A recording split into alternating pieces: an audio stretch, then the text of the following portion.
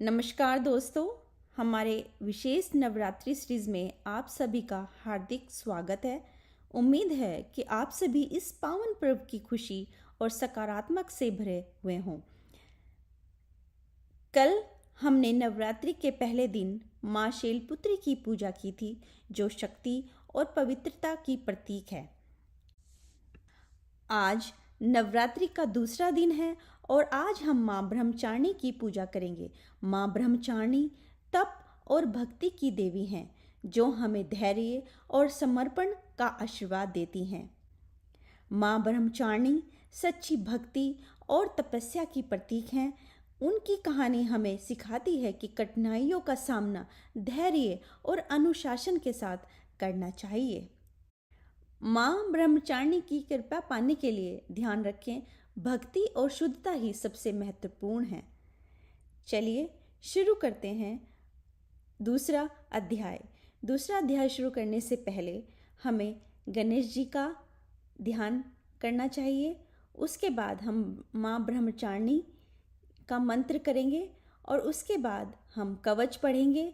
फिर हम दूसरा अध्याय शुरू करेंगे और शांति पाठ और फिर माँ ब्रह्मचारिणी की आरती।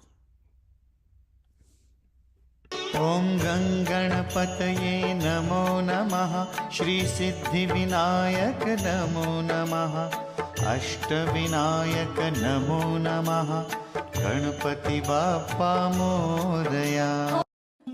इस मंत्र का जाप करके ताकि पाठ बिना किसी बाधा के सफल हो, और एक संकल्प लें कि आप यह पाठ किस उद्देश्य से कर रहे हैं। आप इस तरह से कह सकते हैं, मैं यह पाठ अपने परिवार की भलाई, शांति, समृद्धि और माँ दुर्गा के दिव्य आशीर्वाद के लिए करता हूँ। चलिए दुर्गा सप्तशती कवच शुरू करते हैं। दुर्गा कवच एक शक्तिशाली प्रार्थना है जो भक्त के चारों ओर एक सुरक्षा कवच का निर्माण करती है। यह दुर्गा सप्तशती का एक हिस्सा है जो माँ दुर्गा की महिमा और शक्तियों का वर्णन करता है। कवच का अर्थ है रक्षा कवच, और इस प्रार्थना को करने से भक्त को नकारात्मक ऊर्जाओं, भय और खतरों से सुरक्षा मिलती है, जैसे कि सभी दिशाओं से सुरक्षा, माँ दुर्गा के विभिन्न रूपों का आह्वान, शारीरिक, मानसिक और आध्यात्मिक सुरक्षा, और शत्रुओं और नकारात्मक ऊर्जाओं से सुरक्षा, और बल और साहस की प्रार्थना। चलिए शुरू करते हैं माँ दुर्गा सप्तशती कवच। महर्षि मार्कंड जी बोले, हे पितामह, संसार में जो गुप्त हो और जो मनुष्य की सब प्रकार से रक्षा करता हो और जो आपने किसी को आज तक बताया ना हो, वह कवच मुझे बताइए। श्री ब्रह्मा जी कहने लगे, अत्यंत गुप्त व सब प्राणियों की भलाई करने वाला कवच मुझसे सुनो। प्रथम शैलपुत्री, दूसरी ब्रह्मचारिणी, तीसरी चंद्रघंटा, चौथी कुष्मांडा, पांचवी स्कंद माता, छठी कात्यायनी, सातवीं काल रात्रि, आठवीं महागौरी, नवी सिद्धिदात्री। यह देवी की 9 मूर्तियां हैं और यह नव दुर्गा कहलाती हैं। आग में जलता हुआ, रण में शत्रुओं से घिरा हुआ, विषम संकट में फंसा हुआ मनुष्य यदि दुर्गा नाम का स्मरण करे तो उसको कभी भी हानि नहीं होती। रण में उसके लिए कुछ भी आपत्ति नहीं और न उसे किसी प्रकार का दुख या डर होता है। हे देवी, जिसने श्रद्धापूर्वक तुम्हारा स्मरण किया है उसकी वृद्धि होती है, और जो तुम्हारा चिंतन करते हैं उनकी तुम निसंदेह रक्षा करने वाली हो। चामुंडा प्रेत पर, वाराही भैंसे पर, रौद्री हाथी पर, वैष्णवी गरुड़ पर अपना आसन जमाती हैं। माहेश्वरी बैल पर, कुमारी मोर पर और हाथ में कमल लिए हुए विष्णु प्रिया लक्ष्मी जी कमल के आसन पर विराजती हैं। बैल पर बैठी हुई ईश्वरी देवी ने श्वेत रूप धारण कर रखा है और सब प्रकार के आभूषणों से विभूषित ब्राह्मी देवी हंस पर बैठती हैं। और इस प्रकार यह सब देवियां सब प्रकार के योगों से युक्त और अनेक प्रकार के रत्न धारण किए हुए हैं। भक्तों की रक्षा के लिए संपूर्ण देवियां रथ में बैठी तथा क्रोध में भरी हुई दिखाई देती हैं, तथा चक्र, गदा, शक्ति, हल, मूसल, खेटक और तोमर, परशु तथा पाश, भाला, त्रिशूल एवं उत्तम शारंग आदि शस्त्रों को दैत्यों के नाश करने के लिए भक्तों की रक्षा करने के लिए और देवताओं के कल्याण के लिए धारण की हुई हैं। हे माँ रौद्र, अत्यंत घोर पराक्रम, महान बल, महान उत्साह वाली देवी, तुमको मैं नमस्कार करता हूँ। हे देवी, तुम्हारा दर्शन दुर्लभ है तथा आप शत्रुओं के भय को बढ़ाने वाली हैं। हे जगदम्बिके, मेरी रक्षा करो। पूर्व दिशा में ऐन्द्री मेरी रक्षा करें। अग्निकोण में अग्निशक्ति, दक्षिण में वाराही देवी, नेत्र कोण में खंडक धारणी देवी मेरी रक्षा करें। वारिणी, पश्चिम दिशा में वायु कोण में मर्गवाहिनी, उत्तर में कुमारी और ईशान में शूलधारणी देवी मेरी रक्षा करें। ब्राह्मणी, ऊपर की ओर से मेरी रक्षा करें। वैष्णवी देवी, नीचे की ओर से मेरी रक्षा करें। और इसी प्रकार शव पर बैठी चामुंडा देवी दसों दिशाओं में मेरी रक्षा करें। जया देवी आगे, विजया पीछे की ओर, अजिता बाएं ओर, अपराजिता दाहिनी ओर मेरी रक्षा करें। उद्योगिनी देवी शिखा की रक्षा करें तथा उमा शिर में स्थित होकर मेरी रक्षा करें। इसी प्रकार मस्तक में मालाधारी देवी रक्षा करें और यशवनी देवी मेरे भोहों का संरक्षण करें। भोहों के मध्य भाग में त्रिंदा, नथुनों की जमघंटा देवी रक्षा करें। नेत्रों के मध्य में शाकनी देवी, दुर्वासिनी देवी कानों की रक्षा करें। कपूलों की कालिका देवी और कानों के मूल भाग की भगवती शाकरी रक्षा करें। सुगंधा नासिका में और चर्चिका ऊपर के होठ में, अमृत कला नीचे के होठ की, सरस्वती देवी जीभ की रक्षा करें। कुमारी देवी दांतों की और चंडिका कंठ प्रदेश की रक्षा करें। चंद्र घंटा गले की घंटी की और महामाया तालु की रक्षा करें। कामशी ठोड़ी की, सर्वमंगला वाणी की रक्षा करें। भद्रकाली गर्दन की और धनुधरी पीठ के मेरुदंड की रक्षा करें। कंठ के बाहरी भाग की नील गिरवा और कंठ के नली की नल कुबरी रक्षा करें। दोनों कंधों की कंडकनी और वज्रधारणी मेरी दोनों बाहों की रक्षा करें। दंडनी दोनों हाथों की और अंबिका देवी समस्त उंगलियों की रक्षा करें। शूलेश्वरी देवी संपूर्ण नखों की, कुलेश्वरी देवी मेरी कुशी की रक्षा करें। महादेवी दोनों स्तनों की, शोक विनाशनी मन की रक्षा करें। ललिता देवी हृदय की, शूलधारणी उदर की रक्षा करें। कामनी देवी नाभि की, गुहेश्वरी कुहे स्थान की, पूतना और कामिका लिंग की और महिषावाहिनी गुदा की रक्षा करें। संपूर्ण इच्छाओं को पूर्ण करने वाली महाबला देवी दोनों जंघाओं की रक्षा करें। विंध्यवासिनी दोनों घुटनों की और तेजस्वी देवी दोनों पाँव के पृष्ठभाग की, श्रीधरी पाँव की उंगलियों की, स्थलवासिनी तलवों की, दृष्टा कारलनी देवी नखों की, केशनी केशों की, बागेश्वरी वाणी की रक्षा करें। छिद्रों की, कोबेरी और त्वचा की बागेश्वरी देवी रक्षा करें। पार्वती देवी रक्त, मजा, वसा, मांस, हड्डी की रक्षा करें। कालरात्रि आंतों की रक्षा करें। मुकेटेश्वरी पित्त की, पद्मावती कमलकोश की, चूड़ामणि कफ की रक्षा करें। ज्वालामुखी नसों के जल की रक्षा करें। अभेदा देवी शरीर के सब जोड़ों की रक्षा करें। ब्राह्मणी मेरे वीर्य की, क्षेत्रश्री छाया की और धर्मधारणी मेरे अहंकार, मन तथा बुद्धि की रक्षा करें। प्राण, अपमान, सम्मान, उदान और बयान रजस्ता देवी रक्षा करें। कल्याण शोभना मेरे प्राण की रक्षा करें। रस, रूप, गंध, शब्द और स्पर्श इन विषयों का अनुभव करते समय योगिनी देवी मेरी रक्षा करें तथा मेरे सत्वगुण, रजोगुण, तमोगुण की रक्षा नारायणी देवी करें। आयु की रक्षा वाराही देवी करें। वैष्णवी धर्म की तथा चक्रिणी देवी मेरी यश, कीर्ति, लक्ष्मी, धन, विद्या की रक्षा करें। इंद्राणी मेरे शरीर की रक्षा करें। हो हे चंडिके, आप मेरे पशुओं की रक्षा करिए। महालक्ष्मी मेरे पुत्रों की रक्षा करें। भैरवी मेरी पत्नी की रक्षा करें। मेरे पद की सुविधा तथा मार्ग की सामग्री देवी मेरी रक्षा करें। राजा के दरबार में महालक्ष्मी तथा सब और व्यापत रहने वाली विजय देवी चारों ओर से मेरी रक्षा करें। जो स्थान रक्षा से रहित हो और कवच में रह गया, उसकी पापों का नाश करने वाली जयंती देवी रक्षा करें। अपना शुभ चाहने वाले मनुष्यों को बिना कवच के एक भी पग नहीं जाना चाहिए, क्योंकि कवच रखने वाला मनुष्य जहाँ जहाँ भी जाता है उसे वहाँ उसे अवश्य धन लाभ होता है तथा विजय प्राप्त करता है। वह जिस अभिष्ट वस्तु की इच्छा करता है उसको इस कवच के प्रभाव से अवश्य मिलती है और वह इसी संसार में ऐश्वर्य को प्राप्त होता है। कवचधारी मनुष्य निर्भय होता है और वह तीनों लोकों में मान्य होता है। देवी का यह कवच देवताओं के लिए भी कठिन है। जो नित्य प्रति नियम पूर्वक तीनों संध्याओं को श्रद्धा के साथ इसका पठन पाठन करता है, उसे देव शक्ति प्राप्त होती है। वह तीनों लोकों को जीत सकता है तथा काल मृत्यु से रहित होकर 100 वर्षों तक जीवित रहता है। उसकी लूता, चर्म रोग, विस्फोटक आदि समस्त व्याधियाएं समूल नष्ट हो जाती हैं और स्थावर, जख्म तथा कृत्रिम विष दूर होकर उनका कोई असर नहीं होता तथा समस्त अभिचारिक प्रयोग और इस तरह के जितने यंत्र, मंत्र, तंत्र इत्यादि होते हैं इस कवच के हृदय में धारण कर लेने से नष्ट हो जाते हैं। इसके अतिरिक्त पृथ्वी पर विचरने वाले भूचर, नभचर, जलचर प्राणी, उपदेश मात्र से सिद्ध होने वाले निरम कोटि के देवता, जन्म के साथ प्रकट होने वाले देवता, कुल देवता, कंठमाला आदि, टाग्नि, शाग्नि, अंतरिक्ष में विचरने वाले अत्यंत बलवती, भयानक टाग्नि, ग्रह, भूत, यक्ष, गंधर्व, राक्षस, ब्रह्मराक्षक, बेताल, कुष्मांड और भैरव आदि अंशकारक देवता उस मनुष्य को जिसने कि अपने हृदय में यह धारण किया हुआ है देखते ही भाग जाते हैं। इस कवच के धारण करने से मान और तेज बढ़ता है। जो मनुष्य इस कवच का पाठ करके उसके पश्चात सप्तशती चंडी का पाठ करता है उसका यश जगत में विख्यात होता है और जब तक वन, पर्वत, आनंदी इस ब्रह्मंडल पर स्थित हैं तब तक यहाँ पुत्र, पौत्र आदि संतान परंपरा बनी रहती है।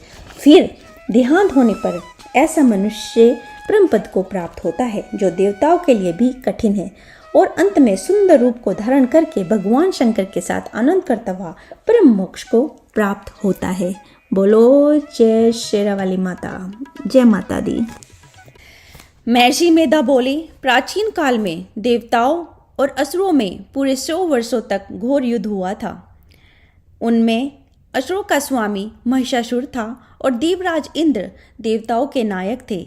इस युद्ध में देवताओं की सेना परास्त हो गई थी और इस प्रकार संपूर्ण देवताओं को जीत महिषासुर इंद्र बन बैठा था। युद्ध के पश्चात हारे हुए देवता प्रजापति श्री ब्रह्मा जी को साथ लेकर उस स्थान पर पहुंचे जहां पर कि भगवान शंकर विराजमान थे। देवताओं ने अपनी हार का सारा वरदान भगवान श्री विष्णु और शंकर जी से कह सुनाया। वह कहने लगे, हे प्रभु, महिषासुर सूर्य, इंद्र, अग्नि, वायु, चंद्रमा, यम, वरुण तथा अन्य देवताओं के सब अधिकार छीनकर सबका अधिष्ठा स्वयं बन बैठा है। उसने समस्त देवताओं को स्वर्ग से निकाल दिया है। वह मनुष्य की तरह पृथ्वी पर विचर रहे हैं।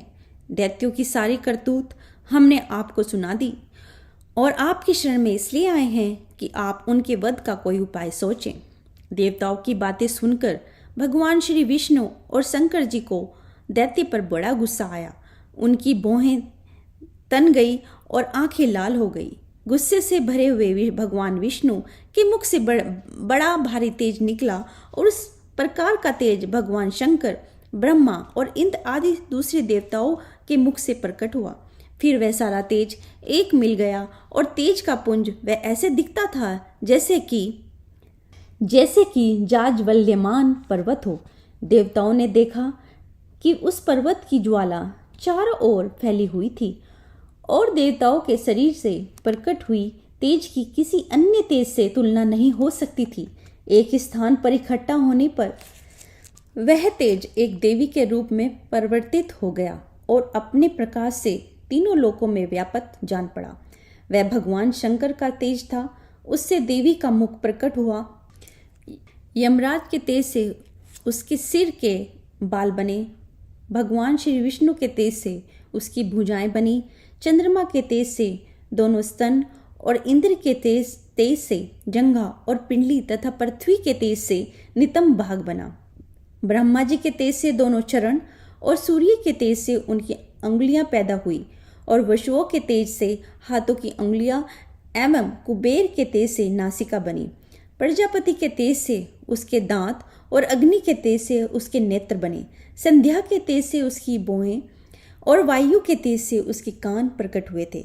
इस प्रकार उस देवी का प्रादुर्भाव हुआ था। महिषासुर से पराजित देवता उस देवी को देखकर अत्यंत प्रसन्न हुए। भगवान शंकर ने अपने त्रिशूल में से एक त्रिशूल निकालकर उस देवी को दिया और भगवान विष्णु ने अपने चक्र में से एक चक्र निकालकर उस देवी को दिया। वरुण ने अपने चक्र में से एक चक्र निकालकर उस देवी को दिया। वरुण ने देवी को शंख भेंट किया, अग्नि ने इस शक्ति दी और वायु ने उसे धनुष और बाण दिए। सहस्त्र नेत्र वाले श्री देवराज इंद्र ने उसे अपने वश से उत्पन्न करके वश दिया और ऐरावत हाथी का एक घंटा उतारकर देवी को भेंट किया। यमराज ने उसे कालदंड में से एक दंड दिया, वरुण ने उसे पाश दिया और प्रजापति ने सप्तिक की माला दी और ब्रह्मा जी ने उसे कमंडलू दिया। सूर्य ने देवी के समस्त रोमों में अपनी किरणों का तेज भर दिया। काल ने उसे चमकती हुई ढाल और तलवार दी तथा उज्जवल हार और दिव्य वस्त्र उसे भेंट किए और इनके साथ ही उसने दिव्य चूड़ामणि दी। दो कुंडल, कंगन, उज्जवल अर्धचंद्र, बाहों के लिए बाजूबंद, चरणों के लिए नुपुर, गले के लिए सुंदर हंसली और उंगलियों के लिए रत्नों की बनी हुई अंगूठियां उसे दी। विश्वकर्मा ने उनको फरसा दिया और उसके साथ ही कई प्रकार के अस्त्र और अभय कवच दिए। इसके अतिरिक्त उसने उसे कभी न गुम होने वाली सुंदर कमलों की मालाएं भेंट की। समुद्र ने सुंदर कमल का फूल भेंट किया। हिमालय ने सवारी के लिए सिंह और तरह तरह के रतन देवी को भेंट किए। यक्षराज कुबेर ने मधु से भरा हुआ पात्र और शेषनाग ने उन्हें बहुमूल्य मणियों में से विभूषित नाग हार भेंट किया। इसी तरह दूसरे देवताओं ने भी उसे आभूषण और अस्त्र देकर उसका सम्मान किया। इसके पश्चात देवी ने उच्च स्वर से गर्जना की। उसके इस भयंकर नाद से आकाश गूंज उठा। देवी का वह उच्च स्वर से किया हुआ सिंहनाद समान न सका। आकाश उनके सामने छोटा प्रतीत होने लगा। उससे बड़े जोर से प्रतिध्वनि हुई जिससे समस्त विश्व में हलचल मच गई और समुद्र कांप उठे, पृथ्वी डोलने लगी और सबके सब पर्वत हिलने लगे। देवताओं ने उस समय प्रसन्न हो सिंह वाहिनी जगतमयी देवी ने कहा, देवी तुम्हारी जय हो। इसके साथ महर्षियों ने भक्ति भाव से विनम्र होकर उनकी स्तुति की।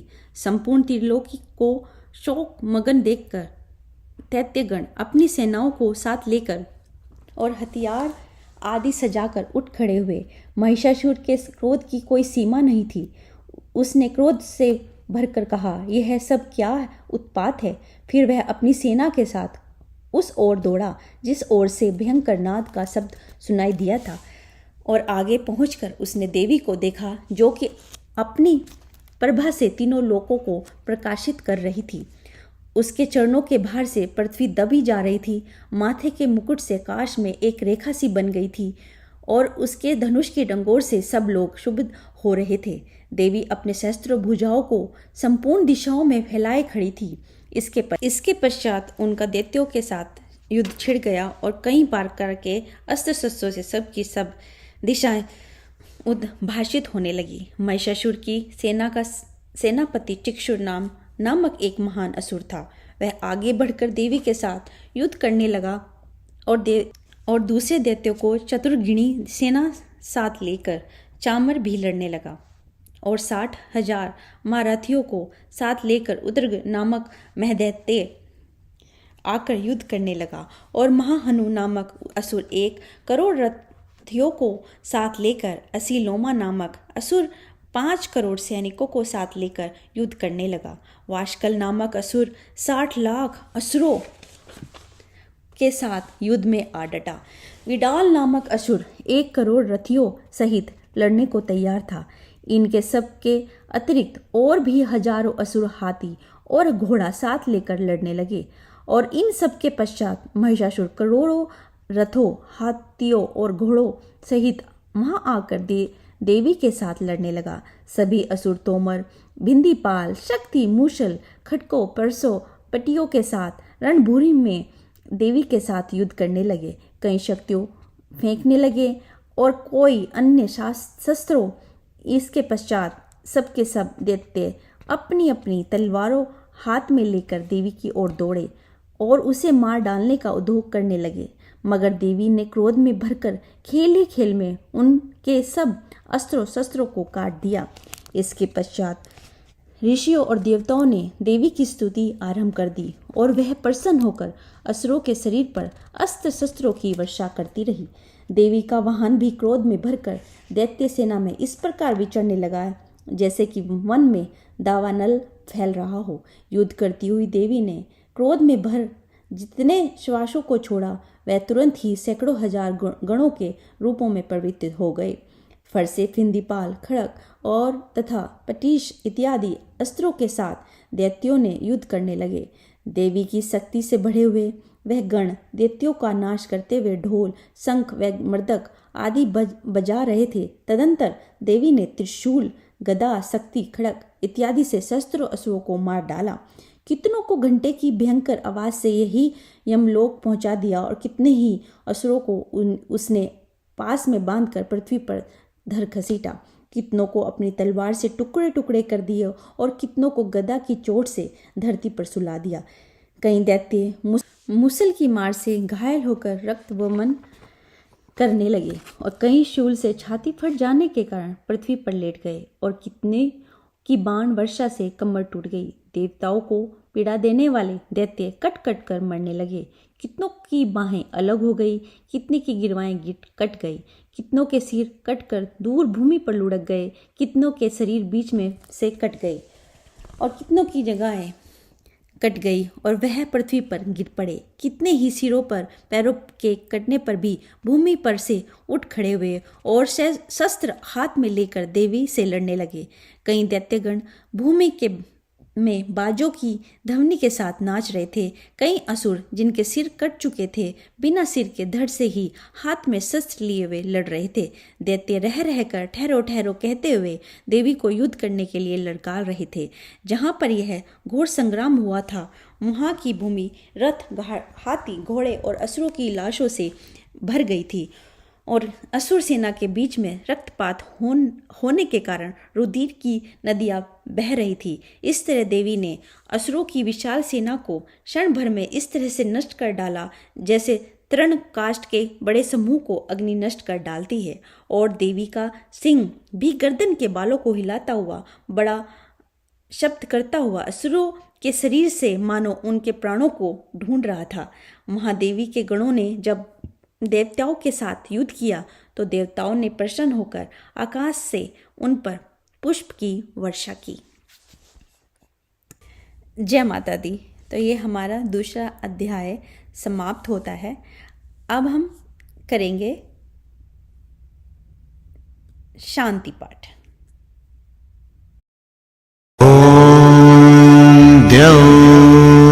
शान्तिरन्तरिक्षग्नि शान्ति पृथिवी शान्तिरापः शान्तिरोषधयः शान्तिः वनस्पतयः शान्तिर्विश्वे देवाः शान्तिर्ब्रह्म शान्तिः सर्वगं शान्ति शान्तिरेव शान्तिः सा मा शान्तिरेधि ॐ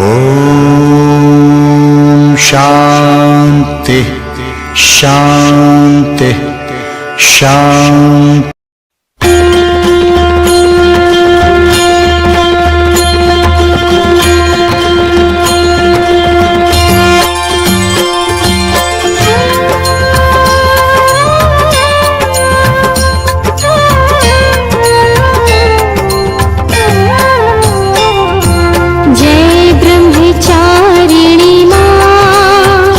मैया जय ब्रह्मचारिणी माँ।